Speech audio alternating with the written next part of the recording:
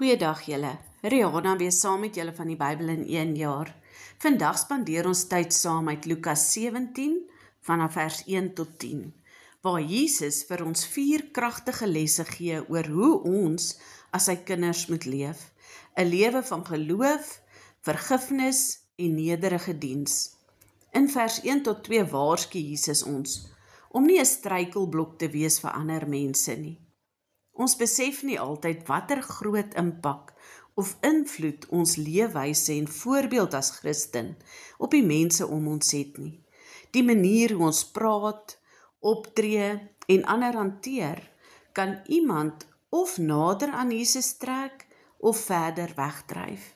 Daarom is dit so belangrik om elke dag te bid en te vra dat die Heilige Gees ons sal help en sal lei, dat ons lewens 'n lig en 'n padwyser na Christus sal wees. Mag ons nooit die oorsaak wees dat iemand besluit dat hy nooit 'n Christen wil wees nie.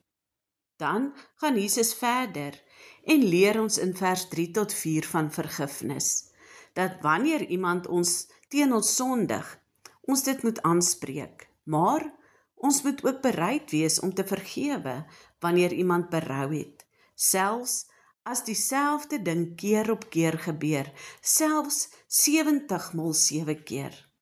Vergifnis is nie 'n keuse vir 'n Christen nie, dit is 'n opdrag. Dit is ook nie maklik nie, maar dit bevry ons harte en wys aan die wêreld iets van God se oorvloedige genade. Elke keer wat ons vergewe, herinner dit ons onsself ook hoe ons sondes reeds deur God vergewe is. In vers 5 tot 6 vra die disippels vir meer geloof, maar Jesus wys hulle dat selfs geloof so klein soos 'n mosterdsaadjie baie kragtig is. Nie omdat ons groot is nie, maar omdat God groot is. Ons hoef nie reuse geloof te hê nie, ons hoef net 'n klein, egte, ware geloof in 'n groot God te hê. Jy sien, wanneer ons hom vertrou, kan selfs die onmoontlike moontlik word. En dan in vers 7 tot 10, leer Jesus ons om nederig en getrou te dien. Dat ons as sy dienaars nederig moet bly. Ons doen nie goeie werke om erkenning te kry nie, maar omdat dit ons roeping is. Ons leef en dien uit liefde en gehoorsaamheid. Ons verdien niks deur ons werke nie. Alles is genade.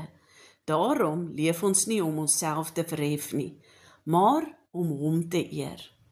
Mag ons vandag as Christen kies om 'n voorbeeld van Christus te wees wat ander opbou, om 'n kanaal van vergifnis en genade te wees, selfs wanneer dit moeilik is. Mag ons onthou dat selfs klein geloof genoeg is, want ons God is groot. Ware geloof lê nie in die hoeveelheid nie, maar in die God waarin ons glo. En mag ons onthou om uit liefde vir die Here hom getrou en nederig te dien sonder om erkenning te soek, want ons beloning lê by hom. En dan laastens, mag hierdie gedeelte ons herinner dat ware geloof nie net in woorde lê nie, maar in ons houding van liefde, vergifnis en diensbaarheid. En wanneer ons so leef, word ons lewe 'n getuienis van God se liefde en bring ons sy lig in 'n wêreld wat so dikwels in duisternis struikel. Julle moet 'n mooi en geseënde dag verder hê. Totsiens.